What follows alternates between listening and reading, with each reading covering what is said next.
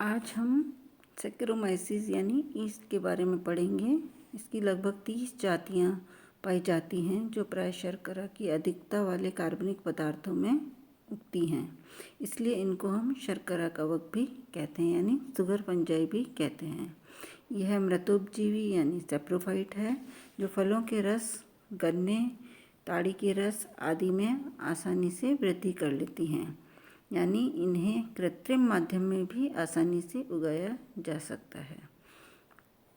अगर हम इसकी सिस्टमेटिक पोजीशन या वर्गीकृत स्थिति देखते हैं तो इसको हम किंगडम फंजाई में रखते हैं और इसका जो प्रभाग है वो है Ascomycotina, subdivision Hemiascomycetes, order Endomycetales, family Saccharomycetaceae and genus Saccharomyces यानी ईस्ट के नाम से, जिसे आप अच्छे से जानते हैं।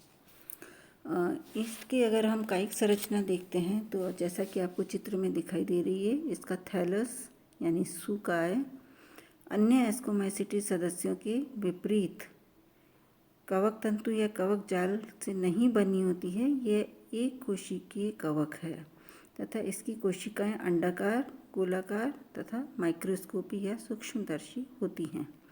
कभी कभी अनेक कोशिकाएं एक दूसरे से जुड़कर एक श्रृंखला बना लेती हैं जिनको हम स्यूडोमाइसीलियम यानी आभासी कवक जाल भी कहते हैं। कोशिकाएं जैसे चित्र में दिख रही हैं, इनका आमाप 2 से 8 माइक्रो होता है। प्रत्येक कोशिका में एक हाईलाइन होती है, परंतु समूह में ये सफ़ेद, क्रीमी तथा भूरे रंग की दिखाई देती हैं। कोशिका भित्ति पतली होती है तथा दृढ़ होती है जो कि काइटिन की बनी होती है। इसके अतिरिक्त पॉलीसेकेराइड, ग्लूकोन तथा मैनॉन बी प्रोटीन तथा लिपिड भी वहाँ पर उपस्थित होते हैं। कोशिका भित्ति में सेल्यूलोज का पूर्णतः अभाव होता है और इलेक्ट्रॉन सूक्ष्मदर्शी द्वारा अगर हम उसके अध्ययन देखते हैं तो इनकी जो कोशिका भित्ति होती है वो स्तरों में बनी हुई होती है, जिनकी बाह्य परत 0.5 माइक्रोन तथा भीतरी परत 0.2 माइक्रोन मोटी होती है।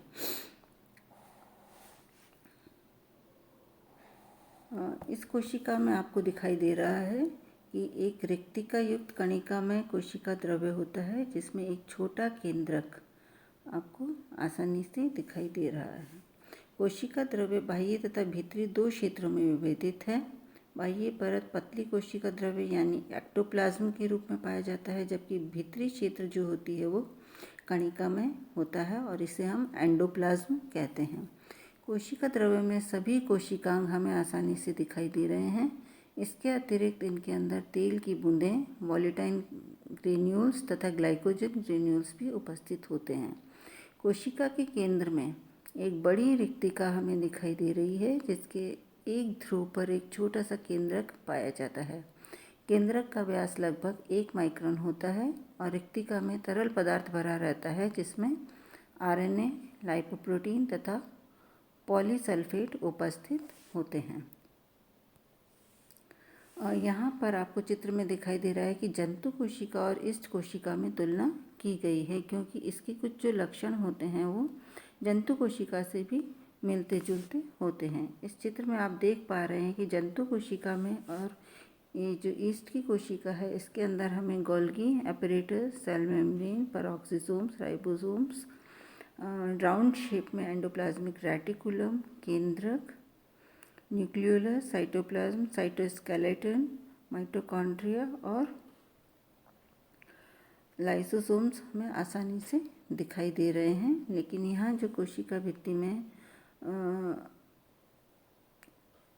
कोशिका भित्ति जो हमें यहाँ ईस्ट में दिखाई दे रही है वो हमें जंतु कोशिका में नहीं मिलती है। ईस्ट कोशिका की अगर हम बैक्टीरियल सेल यानी जीवाणु कोशिका से तुलना करते हैं तब भी कई लक्षण उससे मिलते जुलते हमें यहाँ पर दिखाई देते हैं। चित्र में आप देख पा रहे हैं कि जो सेल वॉल है और सेल मेम्ब्रेन है उनकी संरचना दोनों में एक जैसी पाई जाती है। राइबोसोम्स भी मिल रहे हैं और साइटोप्लाज्म भी 2 भागों में बटा हुआ है, एंडोप्लाज्म और एक्टोप्लाज्म।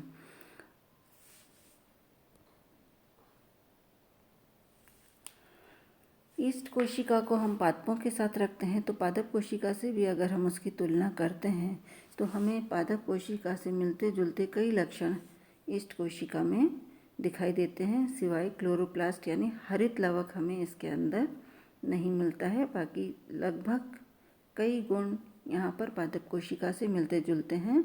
अंतर सिर्फ हरित लवक में और सेल वॉल के अंदर जो केमिकल्स पाए जाते हैं, यानी उनकी जो संरचना है, यानी काइटिन की बनी हुई सेल वॉल, जो कि प्लांट सेल में ज़्यादातर सेलुलोज की पाई जाती है।